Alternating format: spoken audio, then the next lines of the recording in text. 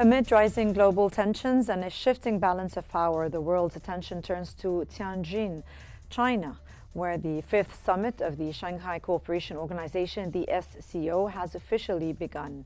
And this year, it's not just another summit. According to China's foreign ministry, it marks the largest gathering in the SCO's history. From Vladimir Putin to Narendra Modi, some of the world's most closely watched leaders have arrived in a city now set to host one of the most consequential geopolitical events of the year. Against a backdrop of global wars, fractured alliances, and a post-Trump global order still seeking balance, the SCO is stepping up and positioning itself to reshape the global conversation. But as trade tensions rise and alliances fracture, can this Asian-led bloc offer a bold alternative to the Western-led order? And more critically, can it find consensus despite internal rivalries? And that will be our discussion today on In Depth, and do stay tuned.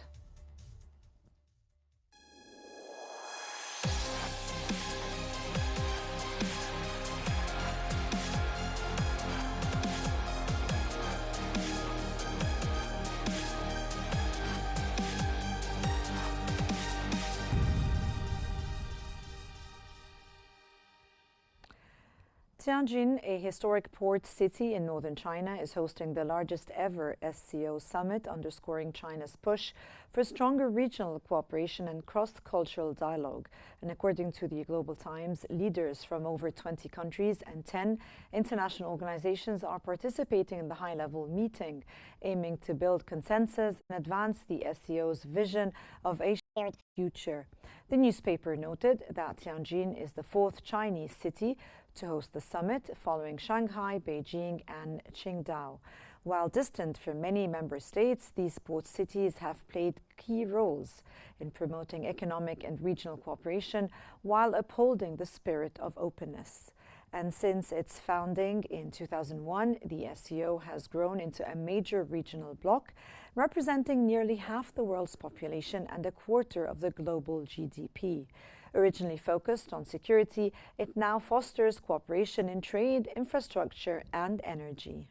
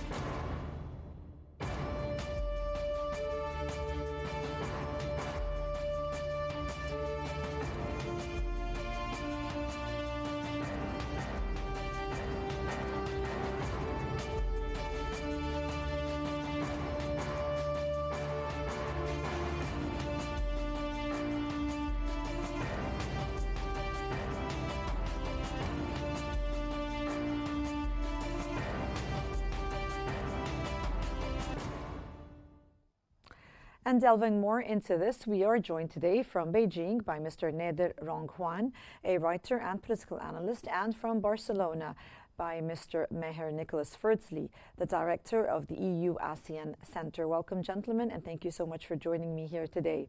And I will be starting off with Mr. Nader. Mr. Nader, China is hosting the largest SCO summit ever in Tianjin. What does this moment represent for China's role within the organization and in the broader region? Good evening. Thank you for having me.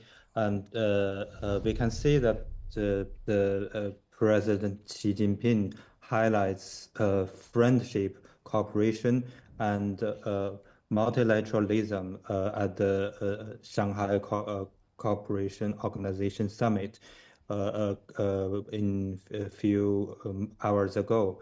And China wants, because it's this time is the largest summit for the organization since its founding before 24 years ago. And now the organization is the biggest organization, international organization in the world has have the half population in the world, and also have 26 countries in three continents. So China wants to use this platform to emphasize the importance of friendship and practical cooperation and multilateralism, Yeah. and also wants to promoting the world peace and development together. Okay, Mr. Meher, this year's SCO summit is the largest ever, and China is clearly positioning itself at the center. How do you interpret the growing prominence of the SCO in today's geopolitical climate? I'm delighted to join you today from Barcelona. I think it's happening in part. So the importance of the summit today is in part due to the merit, the own merit and intellectual, brilliance of the Chinese leadership and India and Russia, etc. But not only. It's also important because of things that Trump has done in the past 9 months. So when he entered the White House 9 months ago, Trump did many things which had a deep impact on the Asia Pacific area, APAC. And the main thing is that strategically, the policy thinkers in Washington, D.C. today, not only Trump, the people in the Pentagon, State Department, CIA, the White House, planning the future of the world, they are obsessed with the Asia Pacific area. They're focusing, that is the focus today of the US government, APAC, the Asia Pacific area. And that's why Trump is in a hurry to close the sinister chapter of the Ukraine war and get rid, of the Ukraine war. And he couldn't care less about Eastern Europe or Ukraine or the Middle East or Gaza or the West Bank, because he's focusing relentlessly on Asia. Why? Simple reason. The Americans finally figured out that the only thing that matters today is the geo-technological race with China.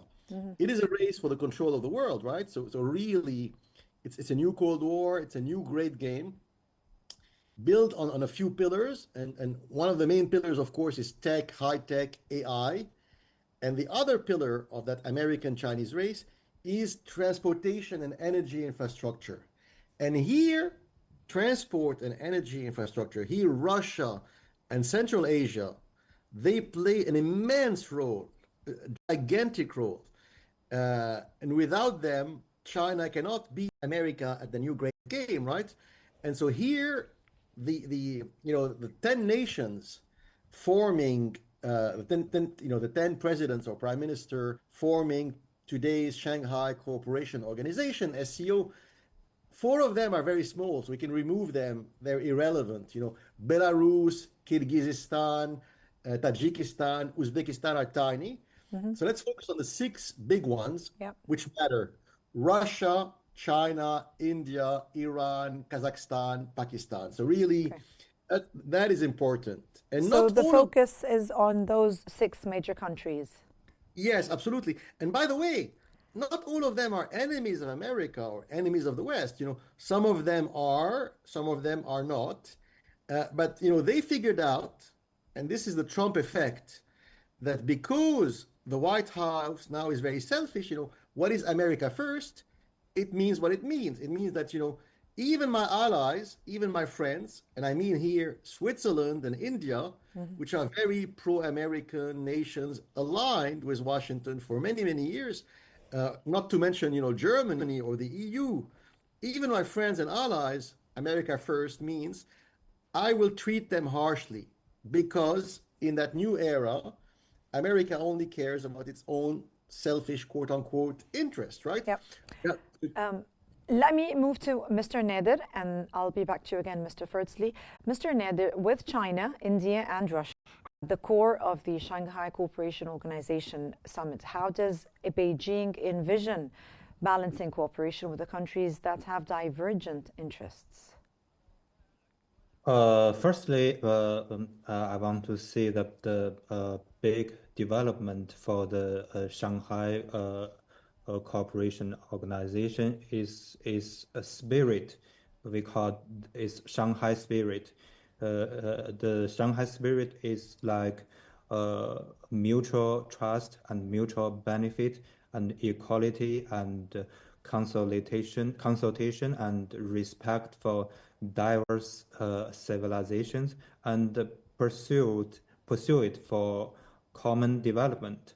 And these countries inside the organization, for them is have a lot of consensus and and common interest. These common interests are far more than the differences between them, and we should and also China is calling for that we should seek common ground while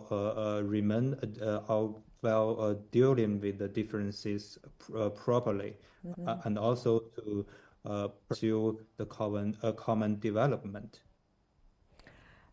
Mr. Meher, with Russia, China, and India all at the table, does the SCO generally function as a cohesive bloc, do you think, or are the national rivalries just beneath the surface?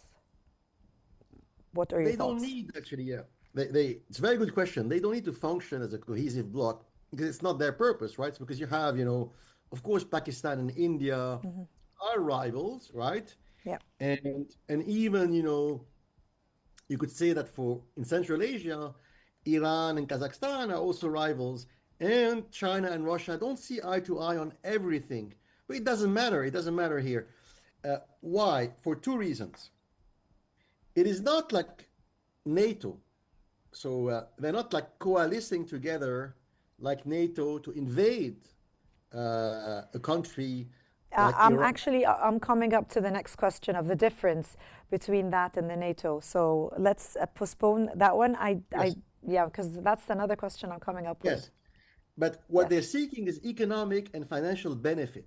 Yeah. And then we get it. Why? Because you mentioned earlier that Asia represents half of the world's population and a quarter of the world's wealth. And you said a quarter of the world's GDP. It's actually more. Why more? Because, when we say a quarter, we're using the nominal superficial value of the US dollar.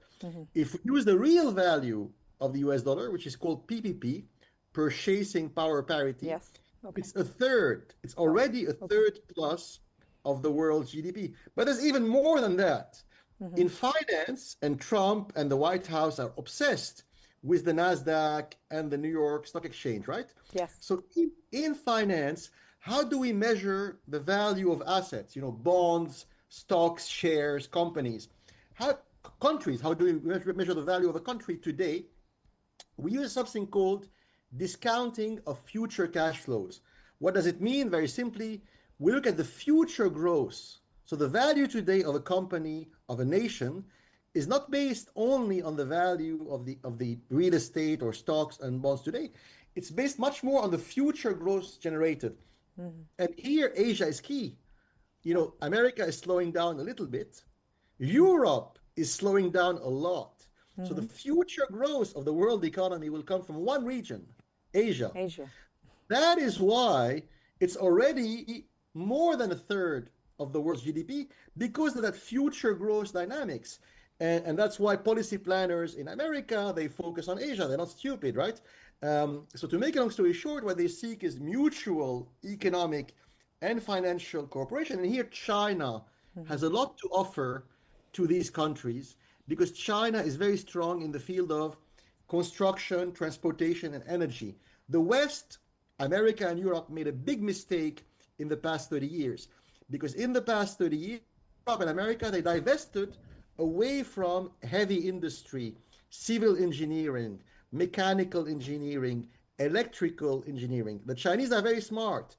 They realized the West was making a mistake and they invested billions in that field, construction, energy, heavy industry. So now the Russians and the Belarusians and the Indians and the Kazakhstanis, they need China. China can offer them turnkey armies Yes. thousands of civil engineers. They can send them in a few minutes to the other part of Asia. The Americans and the French and the Germans, even if they wanted to, they don't have the capacity to do that. Mr. Nader, this summit is happening at a time of heightened global uncertainty and growing mistrust towards the Western-led institutions. And do you think the SCO is being positioned as a genuine alternative to the Western order? Currently, the transformation not seen in the center is now happening and is accelerating across the world, and instabilities and uncertainty factors are increasing significantly in these years. So that the Shanghai Cooperation Organization is shouldering the great responsibilities in maintaining regional peace and stability and promoting development and prosperity of all countries. But it is not targeted at any third party and is not targeted at the Western organizations. Okay, my next question, it will be to Mr. Meher, and then I'll come back to you, Mr. Nader, because I'd like to ask you the same question, both of you gentlemen. So, Mr. Meher, with the SCO now representing nearly half the world's population, do you see it becoming a real counterbalance to the Western alliances like the NATO or the G7 that you were just mentioning? So the NATO is declining rapidly for a simple reason. It's become too fat, over bloated. Why has it become too fat? And when you're a soldier, when you're a general, it's never good to be obese. What is NATO? North Atlantic Treaty, right? Yes. North Atlantic, what does it mean? It means Iceland, Norway, Ireland, England, France, Portugal. This is the North Atlantic, right? And now they're saying, oh no, in reality, it's also Estonia and Poland and Lithuania and Moldova and Turkey. That is really stupid because NATO has lost its purpose. You know, the name itself today is ridiculous. And there's another thing. NATO was a fiction anyway, because right from the start, right from the year 1947, America controlled NATO.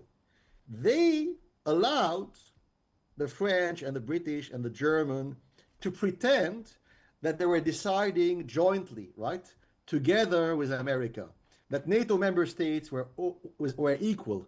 Of course, it's a lie. It's a fiction. So the German and French and British generals at NATO headquarters in Brussels, they never had the size or the influence or the clout of the American generals. But, you know, America pretended that they were equal, not to hurt the feelings of the Europeans. But with Trump, it's all over.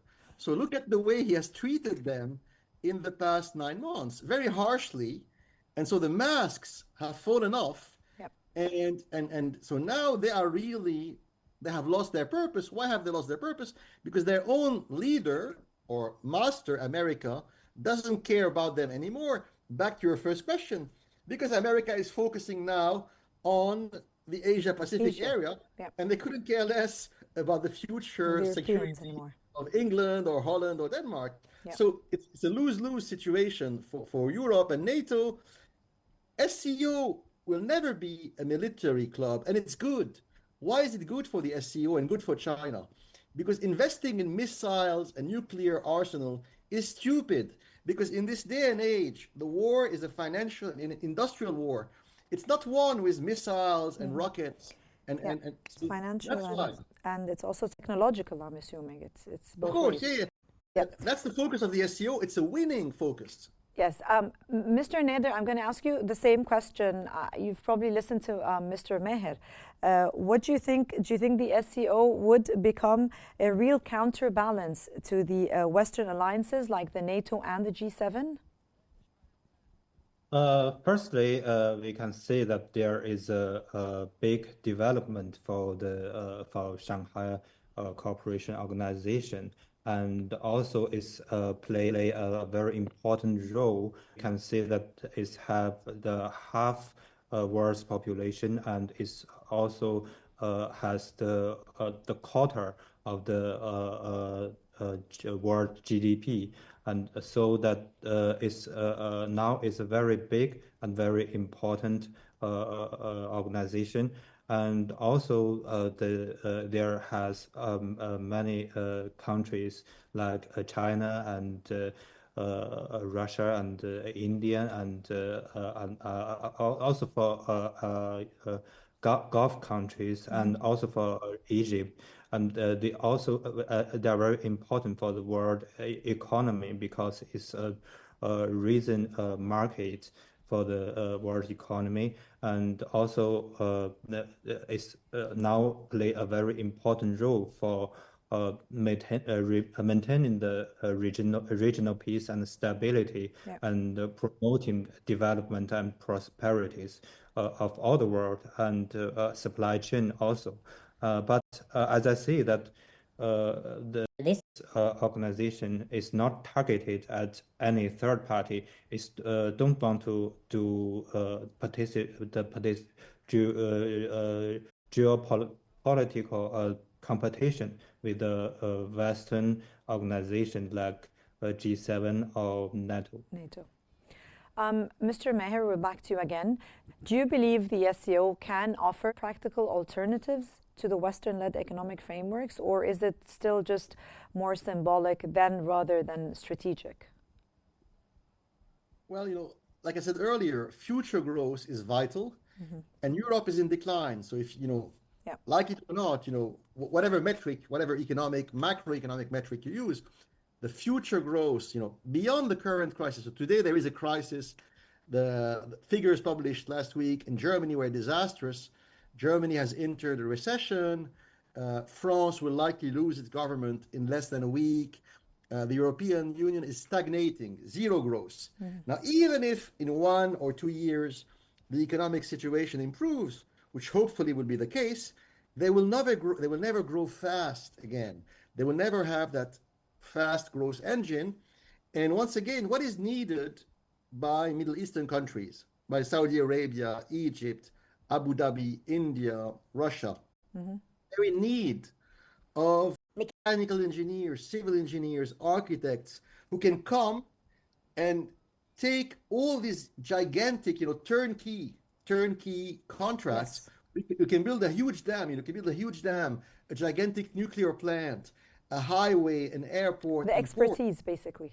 And in one field, infrastructure, energy, and transport infrastructure. That field, which once again, the Europeans and the Americans neglected for the past 40, 50 years.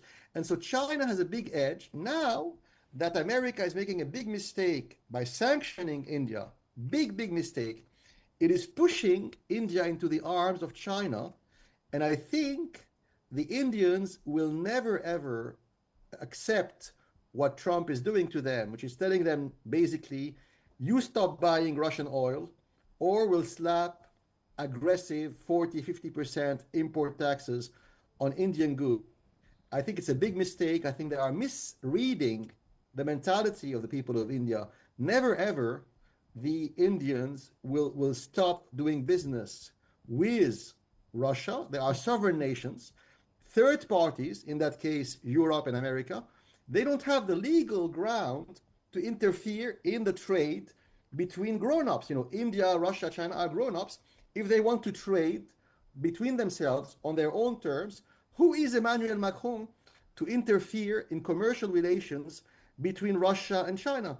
He's nobody. He has no legal right to interject and interfere into the business of Asian nations. So I think the Asian governments and the public opinion are fed up with that neo-colonial mentality, neo-colonial behavior of people like Emmanuel Macron or Ursula von der Leyen interfering in their domestic affairs, And every country is sovereign.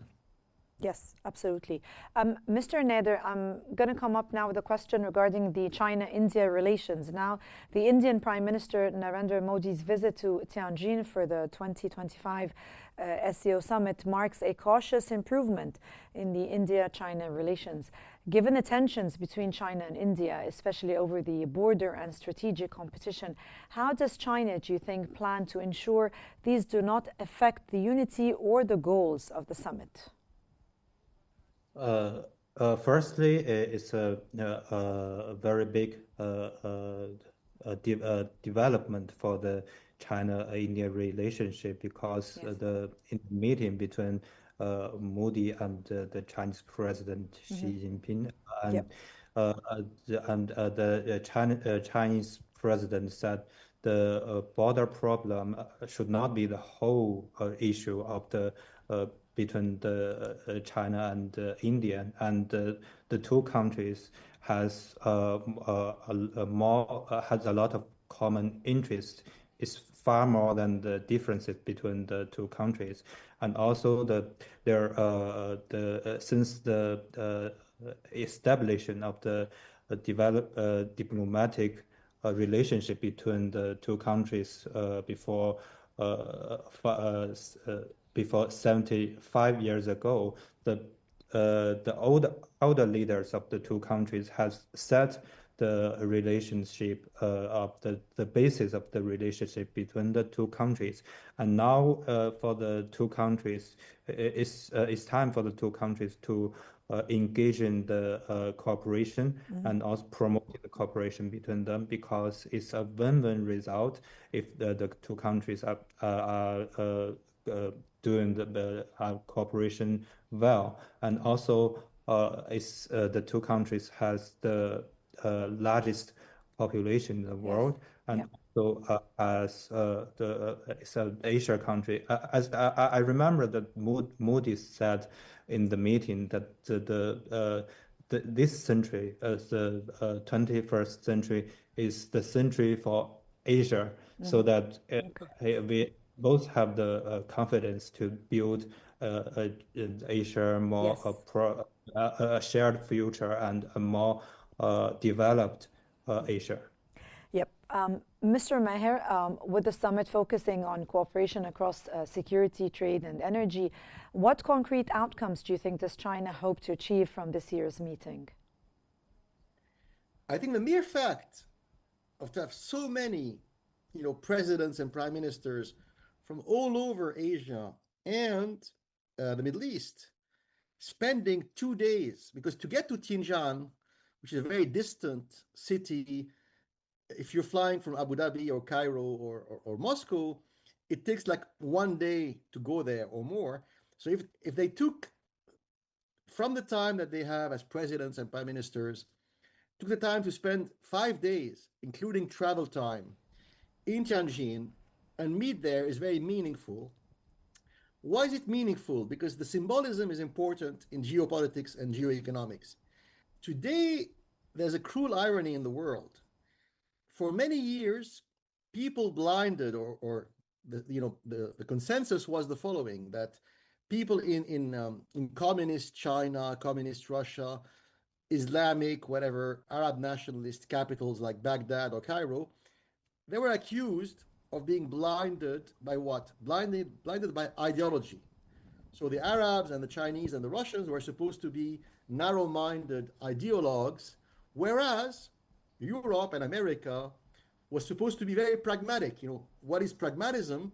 It means that you are unburdened by preconceived ideas. You're a free man, like President Reagan or John Wayne, a cowboy. Okay. This was the cliche. And that cliche is dead, because today, if you listen once again to the European Union or France, they are or NATO, they're completely blinded by their own neoconservative ideology. That is the ideology of George W. Bush and Dick Cheney and Tony Blair. It's blinding them. Whereas what are we seeing in Moscow, Riyadh, and Beijing? We are seeing the opposite.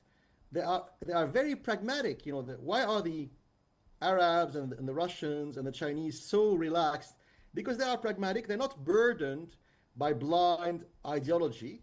And I think, Deng Xiaoping, Chairman Deng Xiaoping, the Mm-hmm. former chairman of the Chinese Communist Party, who is really at the beginning, at the source of that economic miracle, the Chinese industrial financial miracle. It's to a large extent based on policies decided by Chairman Deng Xiaoping. He used to say, I don't Um, care if Mr. Meher, unfortunately, I'm out of time. And that was Mr. Meher Nicholas Ferdsley, the director of the EU ASEAN Center. Thank you so much. And Mr. Neder Ronghuan, a writer and political analyst. Thank you so much, gentlemen, for your insights and for being with me today at In Depth. And with that, I conclude today's episode of In Depth. And thank you for joining us. And stay tuned for more updates on Q News.